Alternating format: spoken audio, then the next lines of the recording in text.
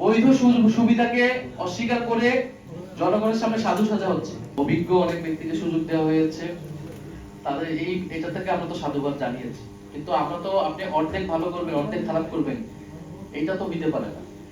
আমরা তো চেয়েছিলাম পুরো মন্ত্রিসভার এমন একজনও থাকবে না যার বিরুদ্ধে প্রশ্ন তোলা যায়। সেই জায়গা থেকে যাদের বিরুদ্ধে প্রশ্ন এসেছে আমরা তুলছি, সেটা যাতে পুনর্বিবেচনা করা হয়। কারণ না হলে এই মন্ত্রিসভা আসলে জনগণের যে আকাঙ্ক্ষা, দুর্নীতির বিরুদ্ধে যে অবস্থান, সেটা তো আসলে নিশ্চিত করতে পারবে না। কারণ আপনি দেখেন আরো এরকম কয়েকটা বড় বড় বাজেটের মন্ত্রণালয়গুলো দেওয়া হয়েছে বিভিন্ন ব্যবসায়ী এবং যাদের ঋণগ্রস্ত যারা, ফলে তারা তো এই মন্ত্রণালয়গুলো থেকেই দুর্নীতির এবং আর্থিক অসচ্ছতার কার্যক্রমগুলো করবে। একদিকে তারা বলতেছে প্লট নেবে না, তারা গাড়ি নিবে না, কিন্তু তারা ঋণ খেলাপিদেরকে সংসদে নিয়ে গেল, ঋণ খেলাপিদেরকে তারা মন্ত্রিসভায় স্থান দিচ্ছে। ফলে আপনি বৈধ সুবিধাকে অস্বীকার করে জনগণের সামনে সাধু সাজা হচ্ছে, কিন্তু অন্যদিকে কিন্তু ঋণ খেলাপি দুর্নীতিগ্রস্ত ব্যক্তিদেরকে বড় বড় বাজেটের মন্ত্রণালয় দেওয়া হচ্ছে, যাতে সেই সকল মন্ত্রণালয় থেকে দুর্নীতির সুযোগ তারা পায়।